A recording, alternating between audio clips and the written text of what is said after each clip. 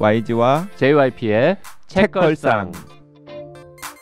책에 관한 걸쭉하고 상큼한 이야기. YG와 JYP의 책걸상이 찾아왔습니다. YG 강량구입니다. JYP 박재영입니다.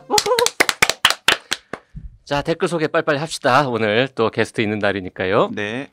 회색인의 자장가 편 들으시고 네이버에서 세연맘님, 가장이자 아버지로서의 최인훈 작가님의 신선한 면모뿐만 아니라 작가님이 저와 비슷한 연배라서 옛날 생각이 문득문득 나면서 웃음이 지어지게 하는 따뜻한 책입니다. 첫 작품이신데 글도 너무 잘 쓰시고 작가님 목소리도 너무 좋으시네요. 앞으로도 화팅하세요. 네, 감사합니다. 네, 윤태경님께서도 반가운 마음에 댓글 남깁니다. 회색인의 자장가는 제가 올해 읽은 책 중 베스트 위로가 되는 책입니다. 근데 주변에 아는 분들이 없더라고요. 최인훈 작가님 따님이 쓰셨다고 해서 책이 어려울까 걱정도 했는데 최인훈 작가를 전혀 몰라도 충분히 공감 많이 되는 훌륭한 에세이집입니다. 항상 좋은 책 소개 감사드립니다. 네, 윤태경님. 올해 읽은 책 중에 베스트라고 하고 느낌표 딱 치고 위로가 되는 책이다 이렇게 했는데 YG는 베스트 위로가 되는 책이라고 잘못 읽었습니다. 네, 죄송합니다. 베스트 느낌표 위로가 되는 책입니다. BLEU 땡땡땡땡님, 얼마 전에 회색인의 자장가 읽었습니다. JYP님 말씀대로 이 책 정말 뭔가 달라요. 읽다 보면 피식피식 웃다가 어느새 울컥하게 됩니다. 첫 책이시라는데 필력이 대단하네요. 강추합니다. 네. 네, 의외로 먼저 읽으신 분들이 되게 많으시네요. 네. 그리고 네. 노웨이님도 최윤경님 차분한데 은근 재미있으심 이러고 댓글 주셨고요. 네, 보드게임 한판님, 일부 듣고 최윤경 작가님의 이야기에 반해 바로 장바구니에 넣고 더불어 최인훈 작가님 책도 담았는데 얼마 전에 사고 안 읽은 책이 발표해서 참았다가 2부 3분 책 욕심 얘기 듣고 바로 샀습니다. 저는 아무것도 아니더라고요. 후후. 최인훈 작가님의 책은 옛날 옛적의 허허이허허이라는 희곡집을 골라봤는데 작가님 전집이 있을 정도로 작품이 많더라고요. 교과서 속 작품, 작가로만 생각했는데 책걸상 덕분에 다시금 좋은 작품을 찾아보게 되어서 다행입니다. 추가로 종회기원 사인본도 신청했어요. 번거로운 일 해주셔서 감사드립니다. 네, 마스크 땡땡땡땡님은 먼 곳으로 여행 갔나 오늘 아침에 이게 무슨 말이죠? 먼 곳으로 여행 갔다가 오늘 아침에 도착해서 공항버스를 타고 종회기원부터 밀린 방송을 듣고 있어요. 결론부터 얘기하자면 책 공동구매 신청합니다. 재밌는 책이 아닐 텐데 왜 이리 재밌을 것 같죠? 네. 네, 밀크티님께서도 갑자기 계좌번호 불러주는 방송. 네, 전 못 기다리고 주문했습니다. 사인본 공구 응원합니다. 네. 네, 끝났죠, 이벤트가? 네, 저희가 일주일 동안 책을 팔았는데요. 네. 종회기원 방송하고 이미 많은 분들이 사신 다음에 뒤늦게 뒷북으로 혹시 아직도 안 사신 분들 중에서 장대익 교수 사인이 들어가 있는 책을 원하시는 분 신청하라고 했는데 몇 권쯤 팔렸을 것 같습니까? 우리 몇 권 팔릴기를 기대했었죠? 10명 정도가 신청하면 그래도 장대익 교수한테 네. 부탁을 드려본다라는 게 저희 입장이었었죠. 그렇죠. 네, 우리 개망신만 안 당하면 좋겠다 이렇게 생각했는데 32권 팔렸습니다. 네, 24명이 신청하셨고 또 중복 구매를 원하시는 분도 계셔서 32권이 성적이 나왔습니다. 네, 뭐 저희는 뭐 재미로 했으니까 만족합니다. 네, 개망신까지는 아니다. 네, 장 교수님이 서명하고 또 뭐 주소 저기 책 왔다 갔다 하는데 시간이 좀 걸려서요. 네, 도착은 한 20일 경이 되어야 도착할 것 같은데 그러니까 이 방송 나갈 때쯤이면 네, 방송 나갈 때쯤이면 아마 발송이 시작되고 있으리라고 저희가 네. 생각합니다. 자, 오늘따라 유난히 저희가 댓글을 빠른 속도로 읽었다는 느낌이 드는데요. 네. 네, 귀한 선생님을 게스트로 모셨거든요. 네.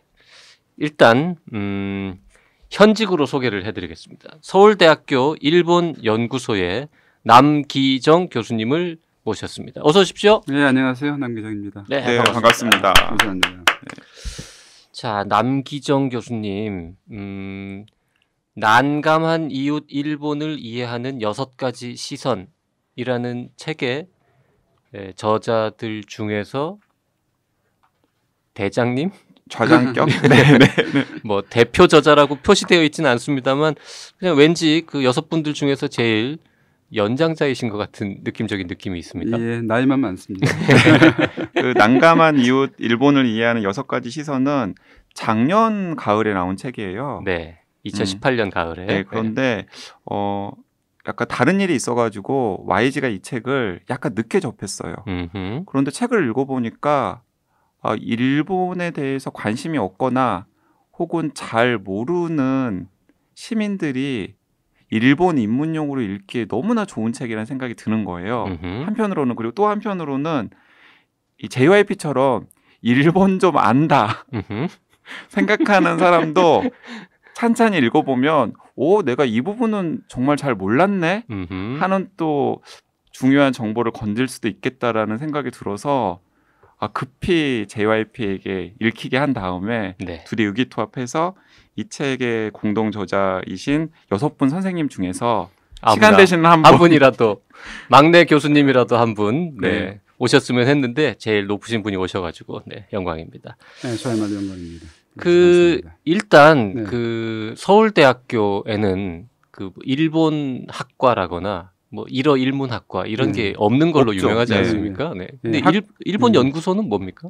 네, 학부의 학과로 이 일본 학이라고 하는 걸 달고 있는 학과는 없죠. 네. 근데 지금 몇 년도인지는 정확하게는 모르겠는데 한 5년쯤 전에 인문대 안에 인문대 아래에 아시아 언어 문명 학부라고 하는 학부가 있고 거기에 전공으로 코스로 일본학을 하는 사람들이 있습니다. 그래서 처음으로 일본학을 전공하는 학부생들이 생겼고요. 예, 그러니까 일본 학이라고 하는 거를 이름으로 따지만 않았을 뿐이지 일본 학을 전공하는 학생들이 있습니다. 그러면 그 일본학을 전공하는 학부생들에게 주로 코스웍을 하시는 교수님들이 이 그거는 책의 그거는 아시아 언어 문명 학부에 교수님들도 계시죠. 저희들은 연구소 교수입니다. 아시아 언어 문명 학부. 언어 문명 학부요. 예. 그럼 거기는 일본 말고 뭐 중국도 배우고 뭐 베트남도 배우고 예, 동남아시아 그다음에 중동 이렇게 되어 있나요? 인도 이렇게 되어 있습니다. 아마 여태까지 우리가 인문대, 뭐 사회대 포함해 가지고 다루지 못했던 취급하지 못했던 지역들을 다루고 있습니다. 근데 선생님 그런데 제가 이 일본 연구소 이름을 들어본 지는 꽤 오래됐거든요. 네네. 2010년대 초 정도에 그 일본 비평이라고 하는 잡지 그렇죠. 펴낸 것도 제가 기억이 나고 그래서 이 일본 연구소 자체는 좀 활동이 훨씬 더 오래된 걸로 기억이 되는데요. 지금 올해 15주년이거든요. 개소 15주년. 그렇게 됩니다. 꽤 일본 됐군요. 연구소라고는 이름으로 나온 거는 15주년이고요.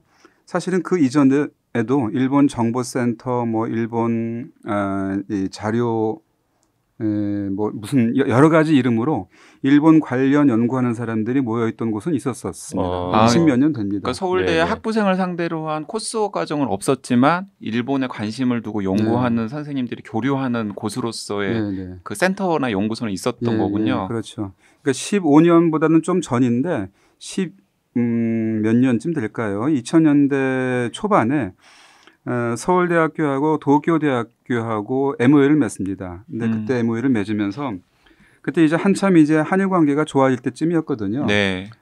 그러면서 이러한 좋아지는 걸 좀 더 이렇게 성숙한 관계로 발전시켜야 되겠다라고 하는 생각이 있어서 도쿄대학이랑 서울대학이랑 서로 이 양국에 대해서 좀 더 연구를 하고 학생들을 가르치는 그런 코스를 만들자라고 하는데 의기투합을 해서 그래서 일본에서 한국학 코스를 만들었죠. 먼저 도쿄대학에서.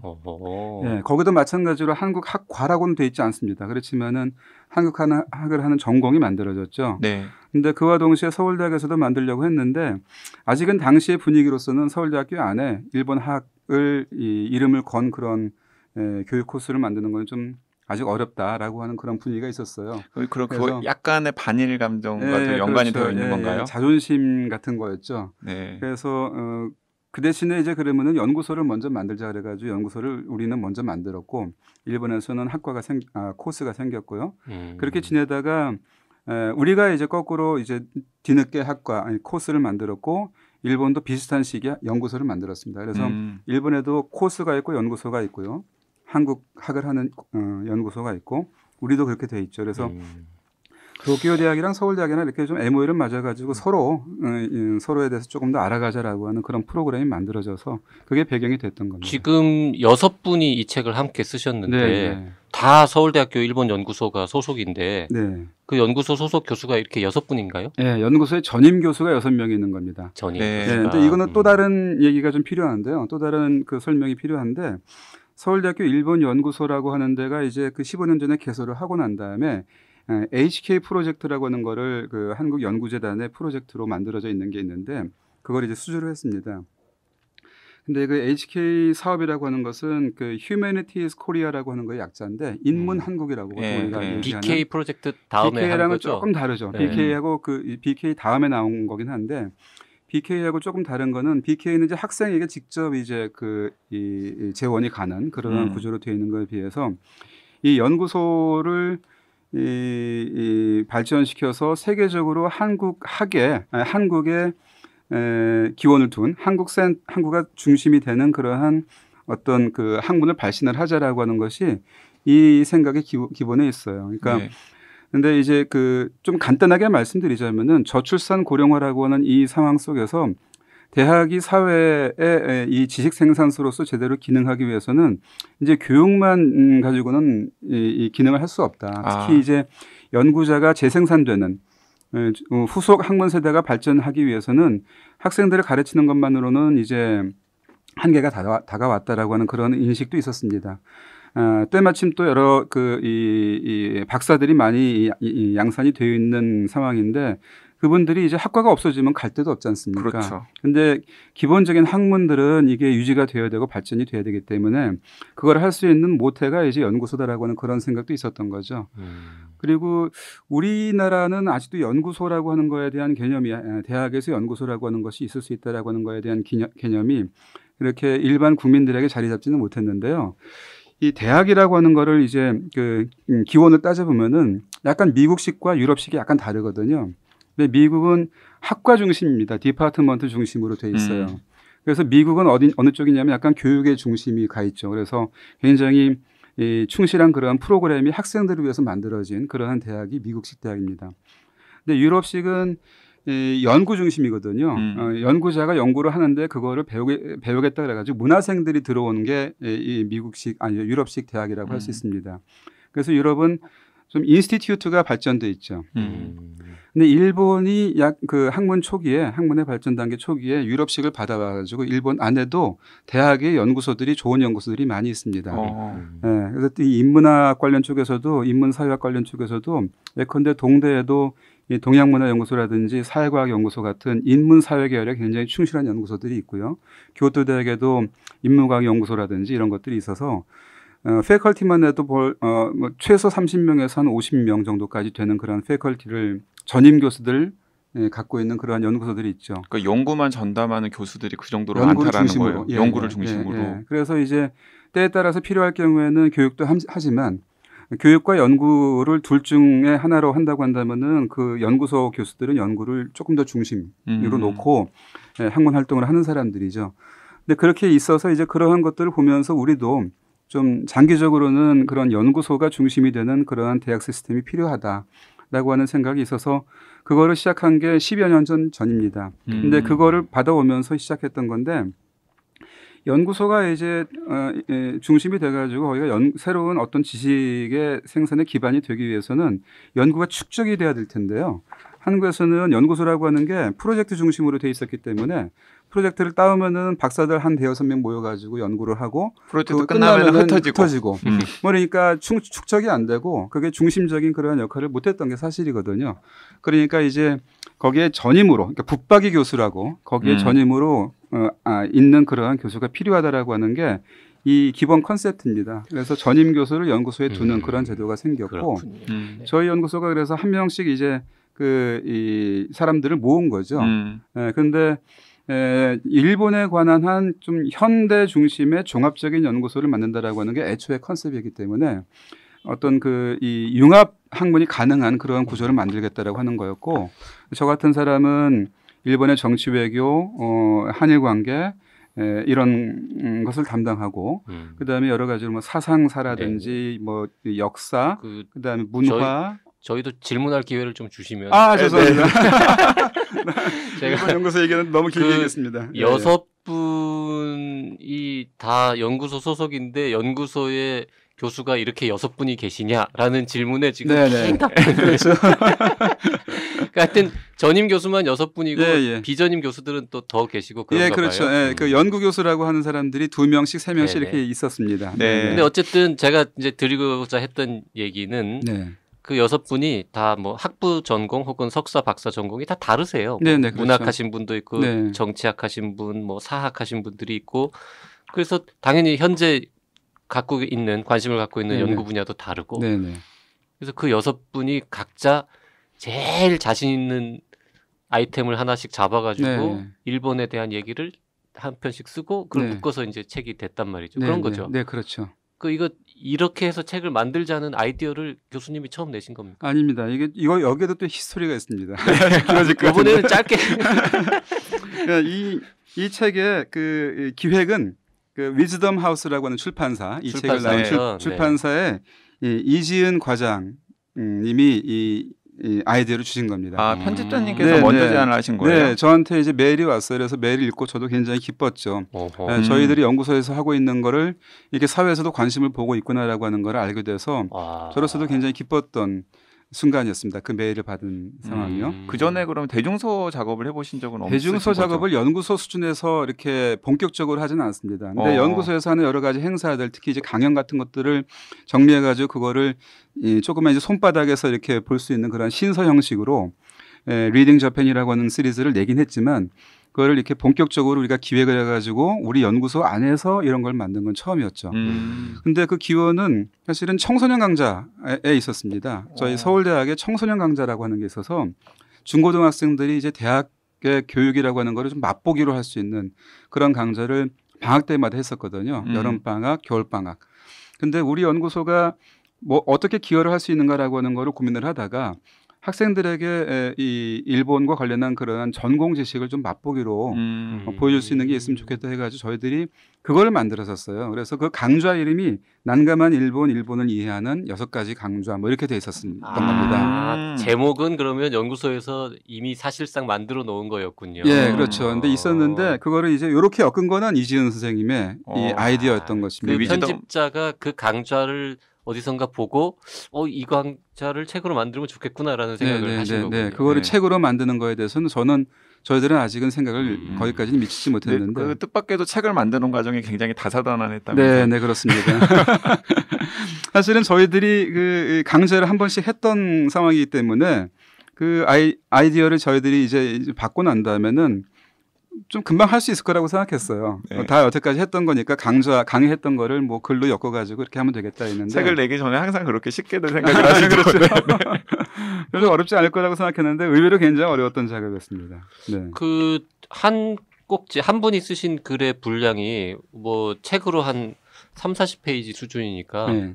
사실 뭐 교수님들이 맘만 먹으면 쉽게 쓰셨을 것 같은데 A4 10장에서 15장 정도. 뭐가 그렇게 어려웠습니까? 일단 6개를 이제 고루 이제 이 수준을 갖다가 맞추는 게 이렇게 쉽지는 않았던 것 같고요. 수준이 떨어지는 교수님이 혹시 아니 그게 계셨나요? 아니라 이게 굉장히 촘촘하게 한 가지 사안에 대해서 굉장히 촘촘하게 깊게 들어가는 그러한 주제가 있을 수 있고 네. 조금 길게 이렇게 다룰 수밖에 없는 그런 주제가 있고 그러다 보니까 그거를 분량도 맞추고 그다음에 독자가 이제 일반 대중이니까 일반 대중에게 다가갈 수 있는 언어로 만든다라든지 이런 것들이 쉽지는 않았던 거죠.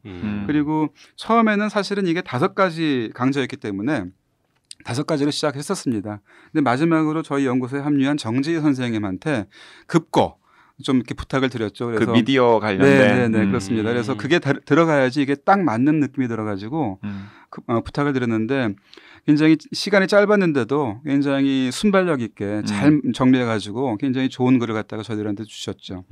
그리고 이제 처음에 생각했던 주제가 이 전체적인 주제하고 좀 어울리지 않는다는 생각 때문에 주제를 약간 좀 바꾼 사람도 있고요.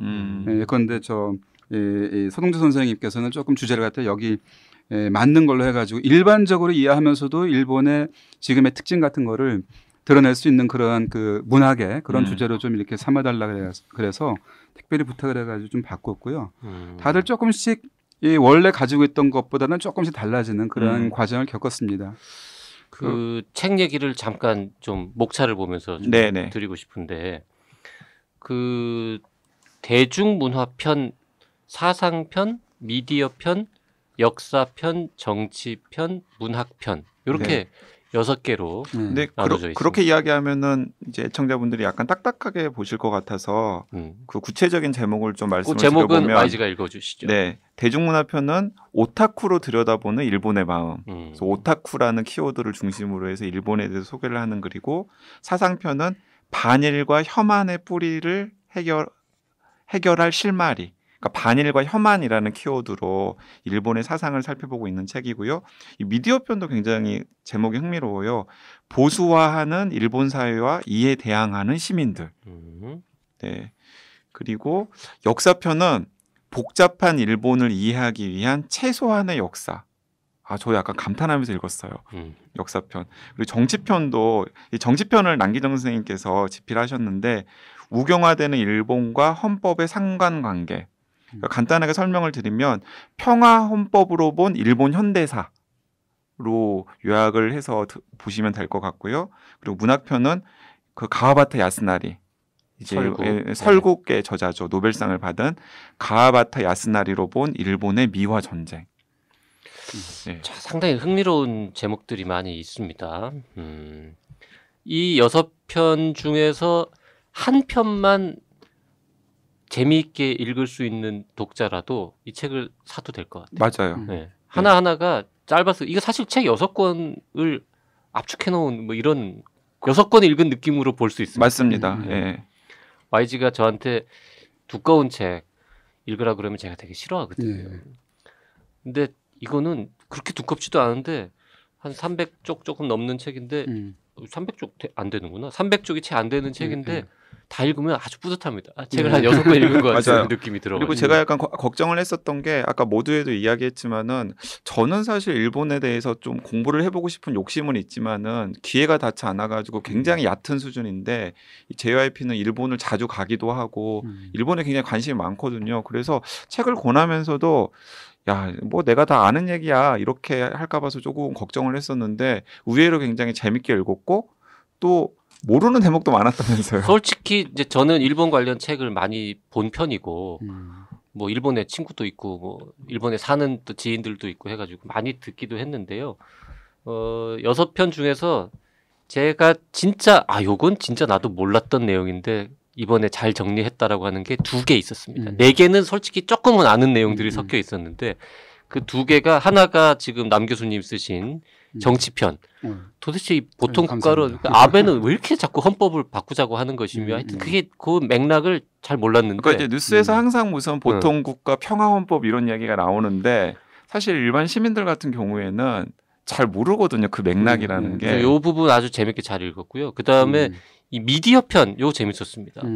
보수화하는 사회와 이에 대항하는 시민들. 우리가 일본의 어떤 주류 문화라든지 뭐 이런 거는 그래도 좀 아는데 요거는 말하자면은 뭐 일본의 어떤 시민사회 뭐 NGO라 그럴까? 뭐 좀 이런 거죠. 비주류들의 움직임이잖아요. 대항 권력들. 네. 그래서 요거는 전혀 잘 몰랐던 내용이라서 요 2챕터는 특히 감동적으로 읽었고요. 나머지 부분들도 뭐 어느 정도의 지식은 있었습니다만 보면서 맞아. 정리 참 잘하셨네 이분들이 이러면서 우리가 요새 이 책을 지금 소개하는 이유이기도 한데 일본하고 사이가 됐다 나쁘지 않습니까? 네, 그렇죠. 이럴 때일수록 뭘 좀 알고 맞아요.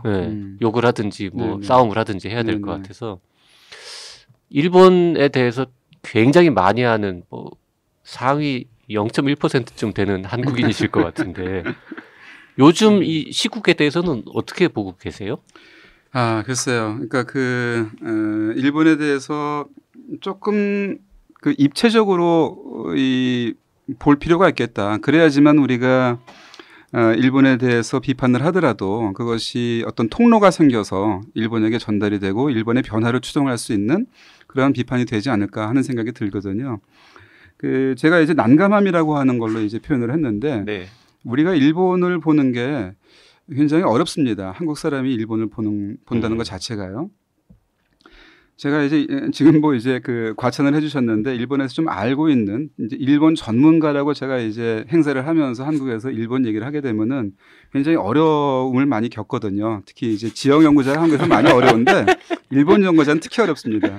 왜냐하면은 무슨 말 한마디를 해도 되게 조심스러우실 것 조심스러운 같습니다. 것도 있고요. 네. 물론 조심스러운 것도 있지만은 이게 뭐랄까 선생님 역할을 제가 못하고 있다라고 하는 생각이 들 때가 많기 때문입니다. 무슨 얘기냐면은 우리 국민들은 대부분 다 일본 전문가입니다. 맞아요. 일본에 대해서 굉장히 확실히 자기 이미지를 가지고 그거에 대해서 굉장히 자신감을 가지고 일본 얘기를 합니다. 일본에 대해서 부정적인 의견이든 뭐 긍정적인 의견이든 어느 쪽이든 상당한 정도로 일본에 대해서 확신을 가지고 있습니다. 그래서 저마다 일본론이 있고요. 그런데 그 가지고 있는 일본론이라고 하는 것이 굉장히 분열적인 일본론인데 그 사람에 따라서 분열적이기도 하고요. 이게 굉장히 일본에 대해서 칭찬하는 사람과 굉장히 일본에 대해서 지나치게 비판하는 사람과 이것도 분열적인데 때로는 그게 한 사람 안에 있기도 합니다. 그래서 아침에는 막 일본에 대해서 막 열을 내면서 막 비판했다가 밤에 이제 친구들이랑 술 먹으면 야, 일본은 이런 게 좋아. 역시 우리 배워야 돼. 그러면서 한 사람 안에서도 이렇게 분열되어 있는 그런 모습들이 좀 있습니다. 그러니까 뉴스를 보면서 욱했다가 네. 또 저녁에 이제 일본 문화를 향유해야 되는 일이 생기면은 막 야, 역시 일본이 뭐 이런 식으로. 네, 그렇죠. 그런 게 있죠. 그러니까 근데 그럴 수밖에 없는 게 일본 자체가 굉장히 뭐랄까요. 극과 극의 그런 일본이 공존하고 있는 게 일본인 것 같거든요. 역사적으로도 일본이라고 한 나라가 아시아의 변방 국가에서 불과 한 30년 정도의 역사 동안에 세계의 거대한 두 개의 제국을 무너뜨리고 제1차 세계대전의 승전국으로 등장을 하면서 세계 5대 군사 강국으로 네. 이렇게 튀어오르는 그러한 역사를 보였습니다. 그러다가 원자폭탄 2개 맞고서 완전히 세계에서 가장 처참한 패전국으로 전락을 했고요. 그러다가 또 한 30년 만에 30년도 안 걸렸죠. 한 20년 만에 또 이 세계 제2회 그러다가 또 한 10년 만에는 이 미국을 능가하는 그런 경제력을 가졌던 나라로 등장을 했다가 또 최근에 한 30년 동안은 막 이렇게 추락해가지고 네. 굉장히 좀 어려워하는 그런 일본이 되고 있어요. 근데 그런 일본이 이 현실로서의 일본이라고 하는 존재라고 하는 거죠. 굉장히 극과 극이른 경험을 가지고 있는 일본이죠. 그리고 또 일본 여행해 보시면 아시겠지만은 어떤 데는 굉장히 막 그야말로 막 세계 첨단을 달려가는 그러한 기술을 막 우리한테 이렇게 막 압도적으로 보여주는 그러한 일본이 한편에 있습니다. 그러다가 골목 하나 들어가게 되면은 거기에는 여전히 살아있는 전통적인 일본이라고 하는 게 그냥 평범하게 그냥 거기에 널려 있습니다. 네. 그러니까 이 첨단과 전통이라고 하는 것도 또 이렇게 공존을 하죠. 또 야스쿠니 같은 데 가면은 막 일장기 우길기 들고서 이렇게 막 저벅저벅 걸어가는 군대 흉내 내면서 걸어가는 그런 사람들이 있고 막 검은 장갑차 타고 다니면서 막 이렇게 그런 거 선전하는 사람들이 있는 반면에 또 한편에는 우리가 거의 거들떠 보지도 않았던 그러한 문제들을 일본에서는 여전히 문제 제기를 하는 그러한 시민 그룹들이 있습니다. 예컨대 관동 대지진 때 희생당했던 한인들 문제 네. 이런 거는 우리는 잊었던 역사인데 오히려 일본에서는 줄곧 그 문제를 갖다가 파면서 열심히 반성하고 있는 그러한 일본의 시민들이 또 있죠. 그러니까 이렇게 굉장히 양분돼 있어서 그 극과 극이어서 어느 쪽을 보고 있느냐에 따라서 굉장히 거기에 대해서 일본을 가지고 이렇게 하나로만 이렇게 보려고 하는 그러한 유혹에 우리가 떨어진다는 얘기죠. 근데 그게 다 일본의 현실인 겁니다. 근데 또 그거를 바라보고 있는 우리도 굉장히 과거에 어떤 그러한 이 경험이 있기 때문에 온전하지가 않죠. 그러니까 또 우리가 또 이렇게 분열돼 있죠. 그러니까 일본의 극과 극과 우리의 분열된 자아인식이 있어서 2 곱하기 2로 하게 되면은 4개 이상이 돼가지고 그냥 스펙트럼이 넓은 일본론이 거기에 있는 겁니다. 굉장히 그러니까 난감하죠. 일본을 바라보기가. 그렇죠. 그래서 제목이 난감하니. 네, 그래서 저는 그래서 이제 저는 제 스스로 다짐하는 게 뭐냐면은 있는 것은 일단 있는 그대로 이렇게 수용하자, 그냥 받아들이자라고 하는 그런 생각을 합니다. 그래서 있는 그대로 보기. 그런데 그 있는 그대로 보면서 고기에 매몰되지 말고 여러 가지 일본을 갖다가 이렇게 쌓아서 보자, 엮어서 보자. 예, 그것을 뭐 일본론을 얘기를 할 때 제가 이제 상대방한테 많이 얘기하는 것이고 저 스스로도 이렇게 다짐하는 거죠. 그래서 이제 난감한 이웃이라고 하는 걸로 저희들이 붙였고 그런 생각들을 여기다 좀 담고 싶었습니다. 네. 그 남기정 교수님은 도쿄 대학교에서 박사를 하셨습니다. 네. 그리고 심지어 도호쿠 대학교에서 교수도 지내셨어요. 네, 네, 네. 그러니까 일본어는 굉장히 잘하시겠네요. 일단. 네, 뭐 그런 예. 질문을 하세요. 그리고 지금 서동주 교수님도 일본에서 박사를 받으셨고 네, 네. 이은경 교수님도 일본에서 박사하시고. 근데 또 흥미로운 게 근데 그 공조자 중에서 네. 예를 들어 김효진 교수님 같은 경우는 하버드에서 하버드대에서 박사하셨고 박사를 하셨고 정지희 교수님은 이게 뭐죠? UC 샌디에고에서 네. 박사하셨고 음. 이 미국에서 박사하신 분들은 일본어 못하는 겁니까? 그러면 아니 그렇지 않습니다. 이분들은 다 이분 네, 일본어 잘하십니다. 필드라고 해서 현지에서 이 6분은 다 일본어를 잘하시는. 네, 기본적으로 그렇죠. 네. 그리고 제가 그 얼핏 듣기로는 이 인류학과 베이스로 일본 연구소에 계시는 김효진 교수님 같은 경우에는 이분이 오타쿠 쓰신 분인가? 오타쿠를 쓰셨는데 네. 본인이 일본 문화 오타쿠시라고. 그래서 그렇죠. 실제 읽어보면은 네. 굉장히 흥미로우면서 언뜻 이건 오타쿠가 아니면은 알 수 없는 그런 대목들이 막 나오는데 어쩐지 오타쿠에 대해서 약간 긍정적으로 서술하셨더라니까. 네. 연구실에 가면은 정말로 오타쿠라는 느낌이 확 그런 들 느낌이 정도로. 들어요? 예, 예. 굉장히 재밌습니다. 그러면 이 일본 연구소에 계신 교수님들은 한글 책도 보시고 일본어 책도 보시고 영어 책도 보시고 그러시겠군요. 네, 네, 그렇죠. 예. 그 반일 종족주의라는 책이 음. 요새 어찌됐든 큰 화제고 네, 네. 베스트셀러인데 조심하세요. 아니 난 뭘 조심해. 사실 혹시 그런 것도 보셨습니까? 저는 아직 다 보지는 못했습니다. 아, 네. 네. 처음에 다 조금- 보셨다 그러면 어땠냐고 여쭤보려고 했는데. 처음에 쭉 읽다가 네. 네. 조금 그 심리적으로 이게 그 견디기 좀 어려운 게 좀 있어서 아, 읽다가 좀 덮었어요. 지금은. 음. 근데 돌아다니는 얘기로는 그 여러 가지 데이터라든지 이런 것들은 볼만한 게 있다 그래서 나중에 조금 차분하게 한번 볼 생각은 있습니다. 아무래도 네. 일본 연구자니까요. 네, 네. 네. 읽어보긴 해야 되겠죠. 근데 그 남기정 선생님 말을 듣고 보니까 정말 그 이 반일 종족주의라는 책 자체가 우리의 분열된 일본을 바라보는 모습이 드러나 있는 것 같아요. 그 YG는 아직 그 책 안 읽었다고 들었는데 네, 저는 아직 저는 못 읽었어요. 하도 궁금해서 읽어봤어요. 네. 끝까지 다 읽었거든요. 네, 네. 저도 이제 약간 불편하기도 하고 뭐 몰랐던 내용도 있고 한데 거기 나오는 수많은 데이터들 중에 또 잘못된 것도 있다고들 하시길래 그런 비판도 하시는 네, 분들도 그래서 계시죠. 어느 데이터는 맞는 거고 어느 데이터는 틀린 거냐고 여쭤보고 싶었으나 음. 아직 다 안 읽으셨다고 그러니까 해서 한쪽에서는 굉장히 일본에 대해서 반일 정서가 팽배한데 대중적으로는 또 한편에서는 그런 정서를 굉장히 심하게 비방하고 비판하는 책이 또 베스트셀러가 되는 네. 현실 자체가 그 책은 그렇게 많이 팔리는데 이 책은 그렇게 많이 안 팔려서 약간 그렇게 많이 팔리고 있지는 않습니다만은 지금 역주행하고 있는 것 같습니다. 다행입니다. 네, 네. 그 다시 한번 네. 펼쳐주시는 분들이 계셔요. 그 역주행에 저희가 지금 좀 기름을 부어보려고 네, 네, 초청을 한 그런 것 겁니다. 아니, 근데 감사합니다. 실제로 이게 제가 최근에 나온 책을 지금 가지고 있는데요. 3쇄.